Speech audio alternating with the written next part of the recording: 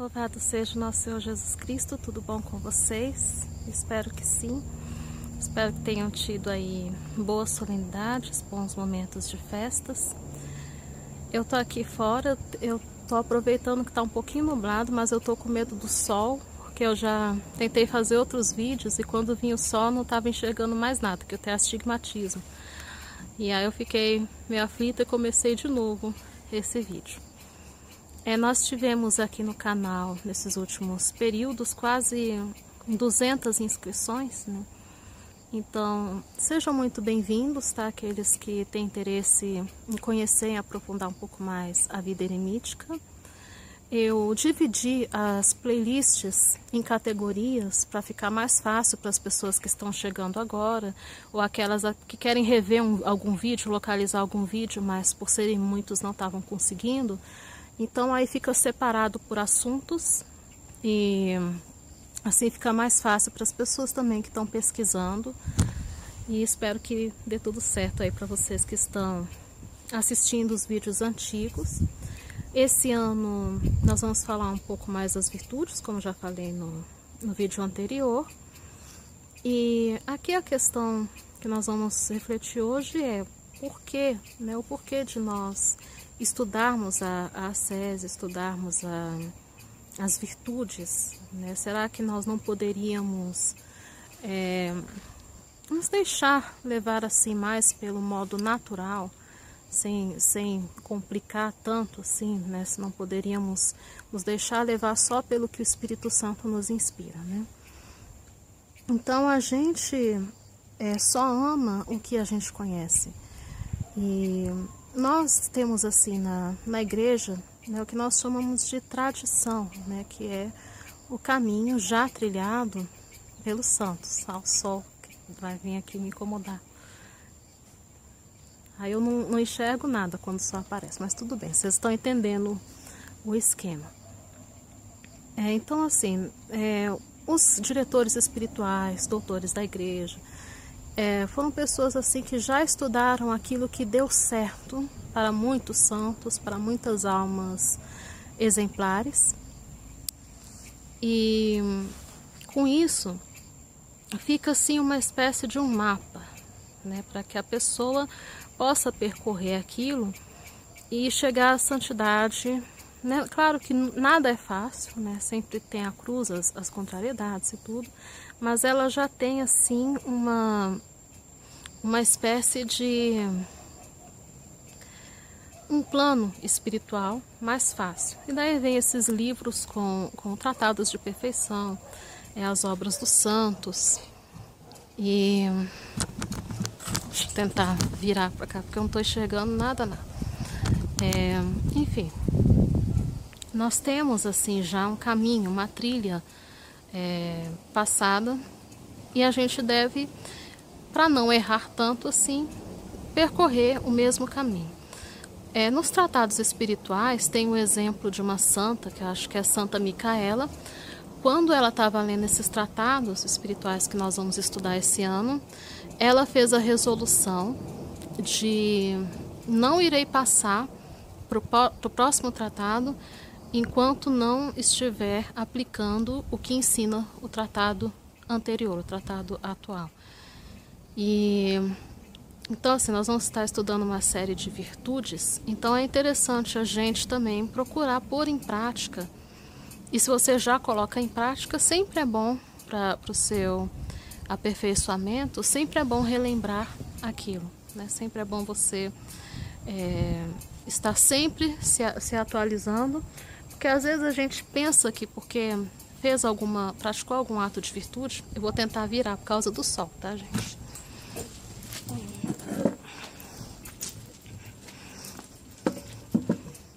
Deixa eu vir mais pra cá. Deixa eu ver se vai dar certo aqui. Porque eu não dou conta. Deixa eu ver. Tá. Problemas técnicos aqui, né? Mas assim, então... Por isso que eu não gosto muito de vir fora, porque sempre fica uma atrapalhação terrível. Então, por exemplo, Santa Micaela, por exemplo, ela nem buscava as contrariedades assim para poder se exercitar em determinadas virtudes, né? Aquilo parecia que brotava da terra para ela, que ela pedia muito para Deus ocasiões para que ela pudesse se exercitar em determinadas virtudes. Santo Inácio de Loyola também, ele morreu idoso, e mesmo idoso, ele sempre, assim, um religioso já de tantos anos, um fundador, né? Ele sempre tinha o seu ponto de meditação separadinho, a sua leitura, como se ele estivesse no seu primeiro ano de vida religiosa. Então, eu acredito que isso vai ser útil para todos nós, porque é algo que você não vai estudar só uma vez e pronto. Você vai estudar, você vai pôr em prática, você vai cair, você vai ter momentos de vitória, você vai ter momentos de derrota. E o importante é você estar sempre a caminho da sua santificação, do seu aproveitamento e da sua perfeição. Então, não importa se você tem muitos anos de caminhada, ou se você já está numa via de mais perfeição, tá? O importante é que você sempre tenha esse interesse de buscar e nunca achar que você já não precisa de mais nada, porque daí você pode ter uma outra doença espiritual que se chama assídia também, né? A assídia, ela é uma doença espiritual, tá? Que ataca geralmente mais os religiosos que já estão mais aproveitados na sua vida consagrada, tá? Geralmente ali pessoas que já têm talvez mais de 10 anos ali de caminhada, e às vezes ela pode ter essa tentação de que nada mais é necessário, né? De que não é, o importante é que,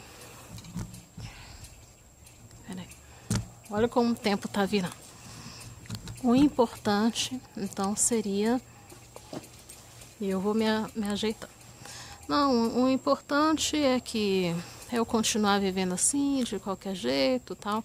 Então a assídia, ela pode ser uma doença assim que ela vai te levando a ir deixando a devoção.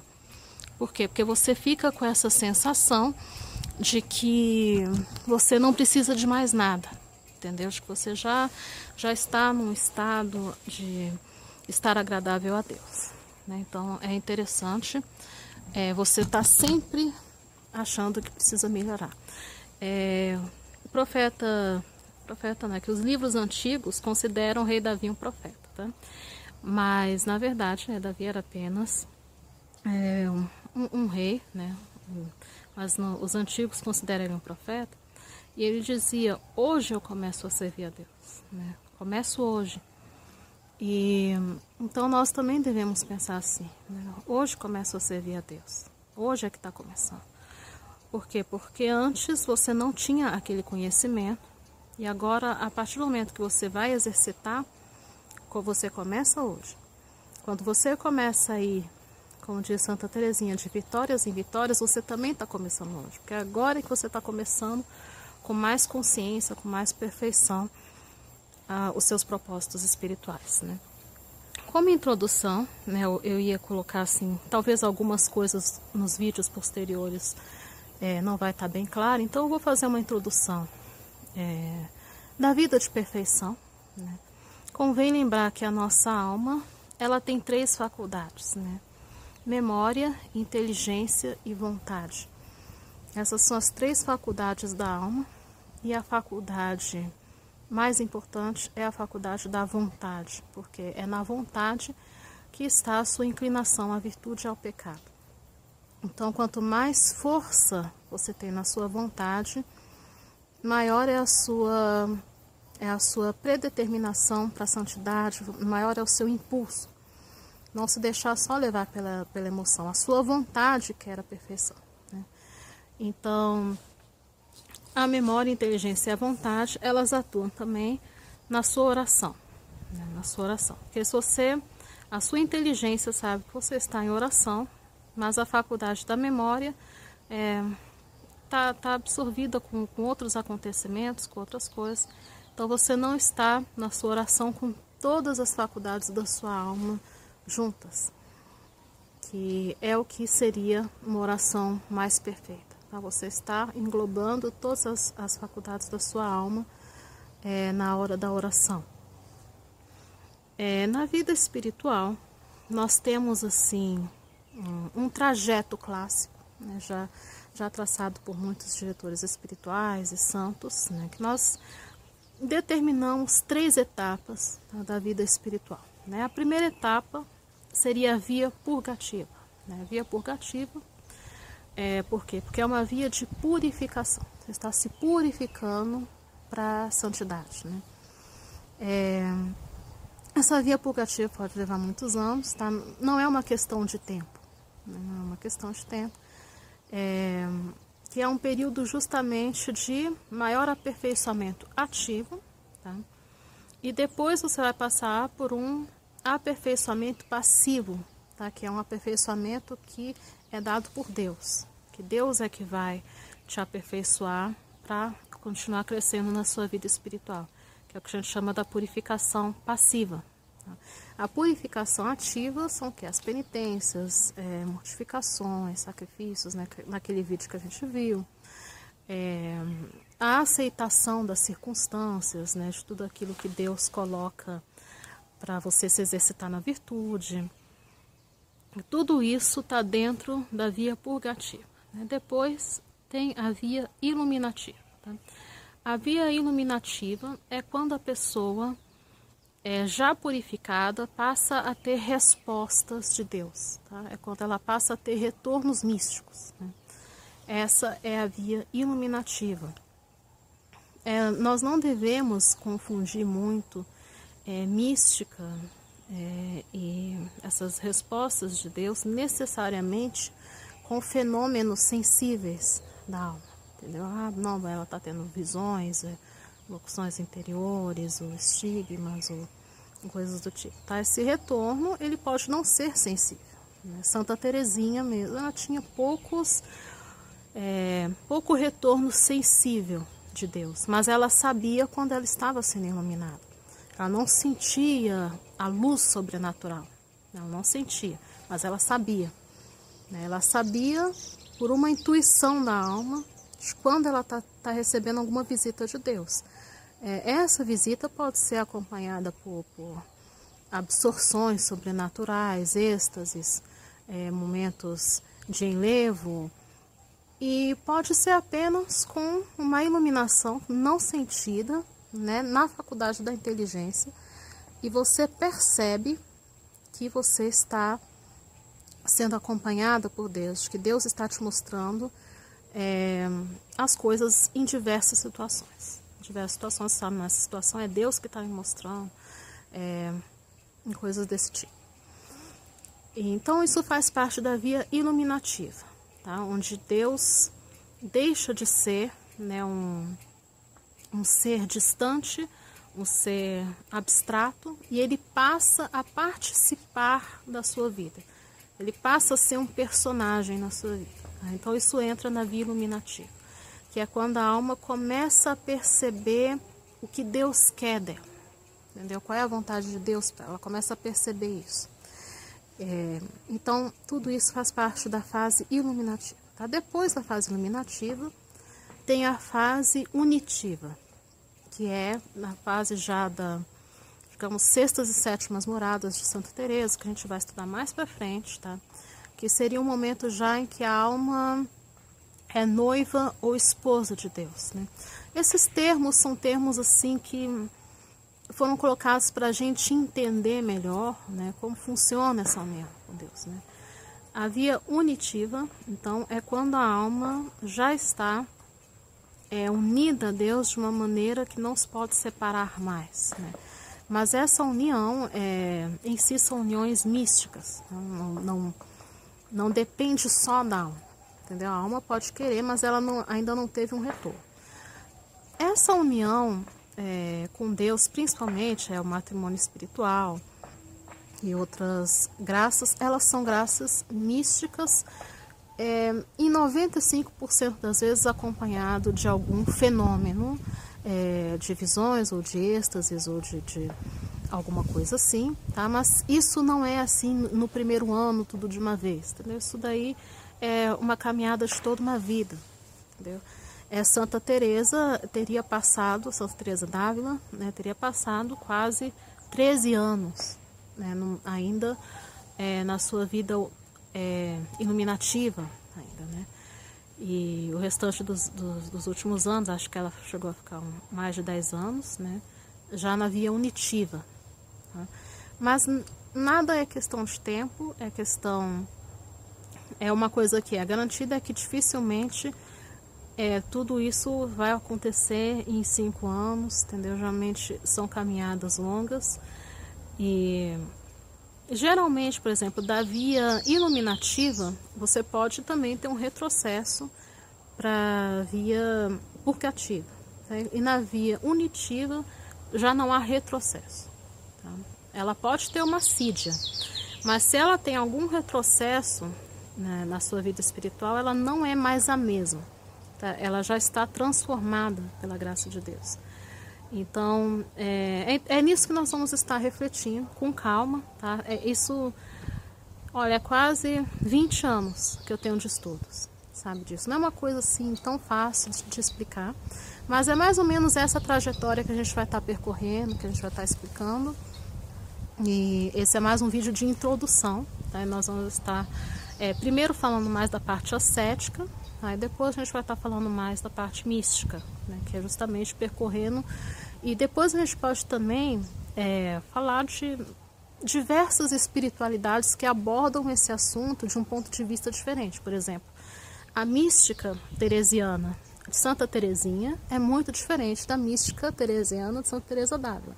Tem alguns encontros, que é interessante, mas são pontos de vista diferentes. Então é interessante a gente também conhecer outros doutores da igreja, por exemplo, a mística Santa Catarina de Sena, né, catariniana, tem a mística elisabetana, né, de Elizabeth da Trindade. Então são pontos de vista diferentes que mostram ao mesmo tempo como funciona essas três caminhadas. Então seria mais ou menos isso, né? A alma que está na via unitiva, ela tem que ter só um controle maior de assídia, né?